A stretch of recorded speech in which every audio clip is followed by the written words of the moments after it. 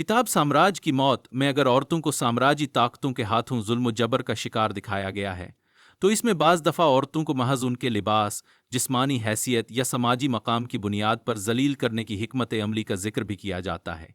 ये एक ऐसी जालमाना पॉलिसी थी जिसे साम्राज्य ताकतें अपने गुलामों को मजीद काबू में रखने के लिए इस्तेमाल करती थीं। यानी साम्राज्य फौज या हक्काम औरतों को उनके लिबास या जिस्मानी खसूसियात की बुनियाद पर ट्रेनिंग, धौंस या जिल्लत का शिकार करते थे ताकि उनमें कमजोरी पैदा की जा सके और उनकी खुद एतमादी को नुकसान पहुंचाया जा सके। उनके जरिए यह तासुर पैदा करने की कोशिश की जाती थी कि औरत सिर्फ एक जिस्मानी वजूद है और उसका किरदार या हैसियत मुआशरती सतह पर महदूद है।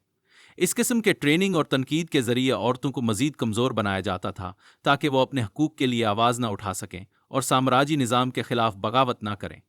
इस तनकीद का मकसद औरतों की जहन साजी और उनकी आज़ादी को दबाकर उन्हें मजीद गुलामी में जकड़ना था। ऐसी हिकमत अमली का मकसद साम्राज्य ताकतों को एक मजबूत जवाब फराहम करना था ताकि वो अपने तसल्लुत को बरकरार रख सकें और अवाम को गुलामी की हालत में रख सकें।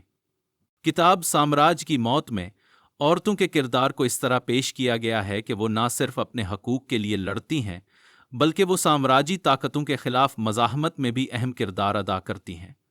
ख़ास तौर पर जब वो अपने मुजाहिदीन भाइयों या इनकलाबियों की मदद करती हैं तो उनका किरदार एक तहरीक की हिमायत करने वाले रहनुमाओं जैसा होता है।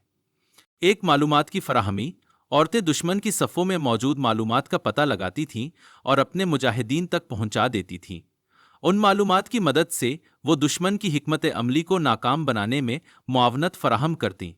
तो गज़ा और असलहा की फराहमी, वो अपने मुजाहिदीन को खाने पीने की अशिया फराहम करती या छुपकर असलहा पहुंचाती थीं ताकि वो अपने मुखालिफिन के खिलाफ लड़ सकें।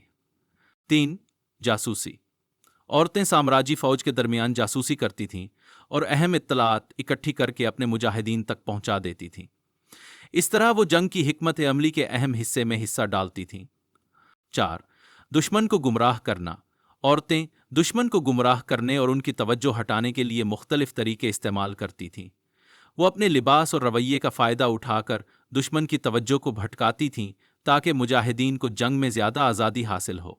इस तरह औरतों का किरदार जंग की हिकमत अमली में निहायत अहम था और वो अपने मुजाहिदीन भाइयों के लिए एक ताकतवर मुआवनत साबित होती थीं। उनका अज़म, बहादुरी और चालाकी साम्राज्य ताकतों के खिलाफ मज़ाहमत की बुनियाद बन गई।